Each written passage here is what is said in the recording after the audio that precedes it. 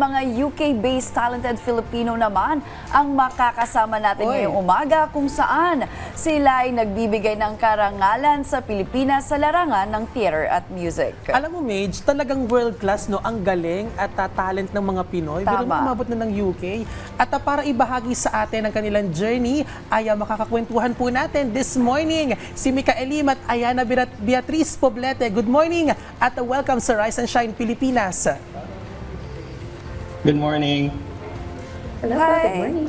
Good morning, Mikael and Ayana, Meiji and Bien here. Good morning. Mikael, kwentuhan mo naman kami. Paano nagsimula yung pagmamahal mo sa teatro? And we heard, 11 years old pa lang, no? Nagpa-perform ka na. Kasi I think, pag bata ka, kakanta ka lang. Pero theater is a different, di ba, art form. Kwentuhan mo naman kami. So I started sa Ateneo. Obviously, it's a boys' school, so it was more for a social reason na I went to do theater. Kasi that was the only time that I was gonna be able to meet parang co-ed. Tapos, you know, after doing it quite a while, I realized it was a lot of fun. Tapos, you know, the more you do it and the more you kind of realize like, you know, I can do this for a long time. So I started looking into Repertory Philippines, doing a few bits here and there. Tapos, when I moved to the UK, at the age of 14, I did a lot of local shows, so a mix of play and musicals. Tapos, it was more for an opportunity for me to explore music and different styles of musicals that I wasn't really familiar with. Tapos, because it's so accessible here, tapos York is a very thriving community of local talent. Then, tapos I went into university and then still continuing doing that till now. Nice. Talagang passion ni Mikael ang musical theater, no? For Ayana naman, Ayana, paano nagsimula ang musical journey mo mula Pilipinas hanggang sa UK at anong dahilan bakit musical theater yung pinasok mo? Okay po. So, na-introduce po sa akin ang musical theater at a young age of 7 kasi po ang mother ko nakakita siya ng on-sale DVD copy of Sound of Music. So, from there, nagsimula na siya, dire-diretso na yung mga extracurricular classes in singing and violin. And from there, pinush ko na lang all the way through my college and my master's yung musical theater training ko. And I really pushed musical theater kasi yun lang yung time na kung saan pwede kang mag-express ng kahit anong thoughts mo na walang judgment.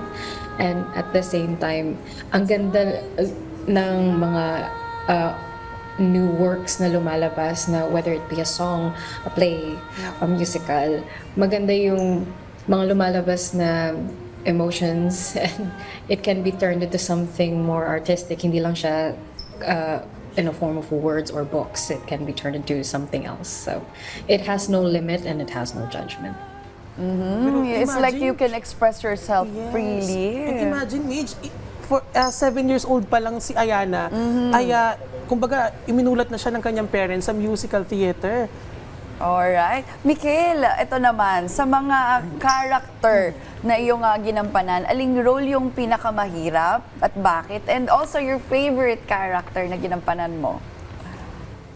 I mean, yung mahirap, I mean, it's really hard to say kung ano pinakamahirap, but I know the one that was the most parang energy-taking, I think. Kasi it was the first time I ever got a lead, and that was a couple of years ago, playing Seymour's A Little Shop of Horrors. Tapos it was really exciting kasi it was the first time na there was an Asian or even a Filipino lead here sa York specifically, and it was such an honor to be, you know, doing it sa York Theatre Royal.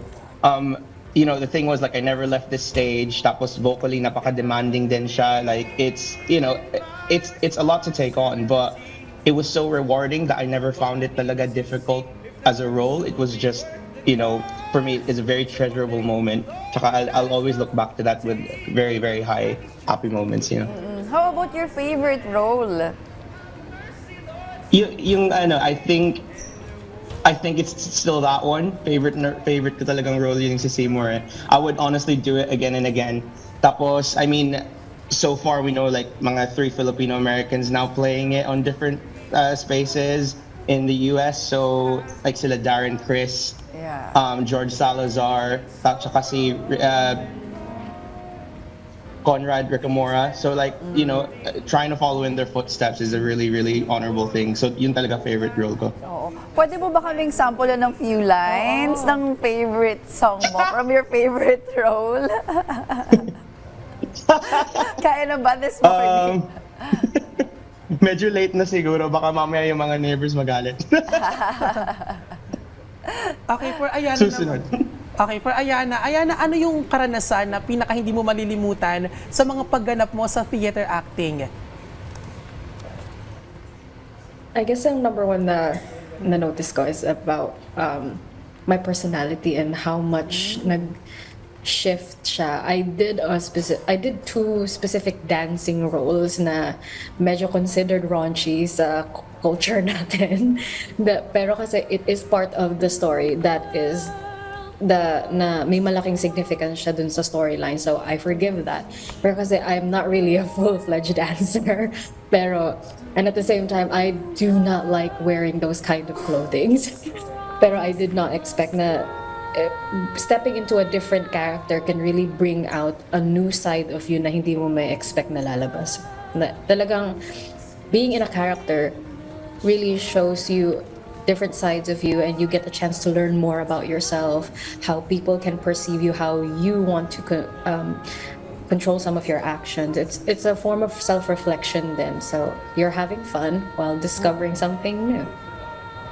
Wow, I think it's a nice thing, no, na you're enjoying something at the same time you're, you can express, reflect about yourself. But eto, curious naman kami, it's so nice to have a kababayan with you abroad. Curious kami, paano kayo nagkakilala ni Mikhail and Ayana? Mikhail, kwentuhan mo naman kami.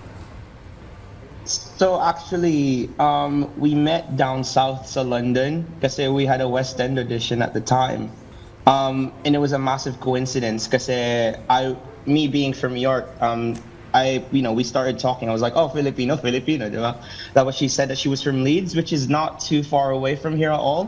That was exciting kasi, I don't know about you, Ayana, kasi like, I don't know how you feel about like meeting a Filipino in the UK doing musical theater, which is quite rare, I think.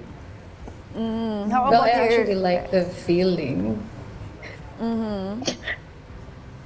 Well, I like the feeling about it because it's like, that's so nice to see someone who has already been here for a long time and has assimilated or adjusted to the culture, and I kind of want to learn that way. Yun din yung reason kung bakit ako nag-pursue ng studies here, is to somehow incorporate yung cultures natin with them, and the fact that there's someone here who actually has done that, I was like, this is amazing, and it's a great way to feel at home then.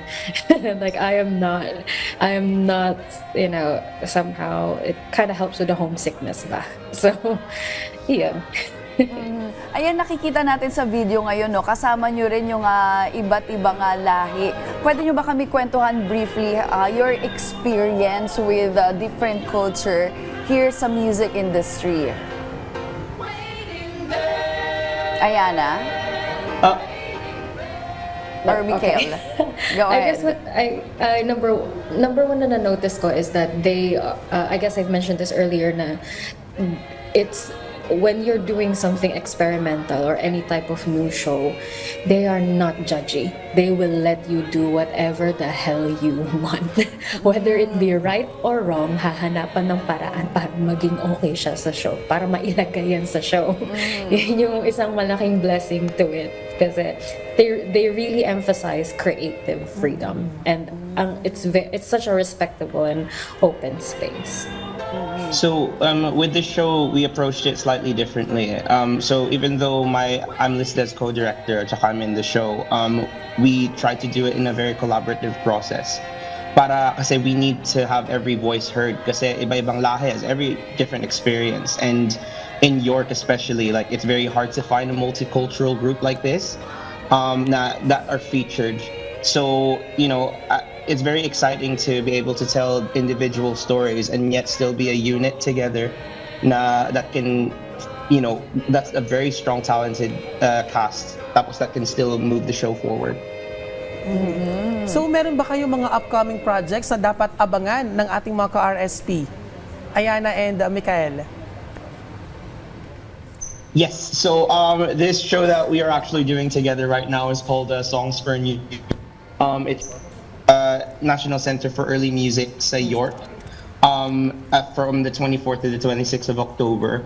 And hopefully yung mga UK kababayan will come see us because it is a very special show na, that features a lot about our different cultures, especially yung Asian American and Filipino, and we would really like to see that featured, and be more prominent in yung local theater dito. All right, thank you very much, Mikhail and Ayana, for sharing your stories. No, we are so proud of you, and good luck sa inyong music career there in UK. Thank you for having us. Salamat po.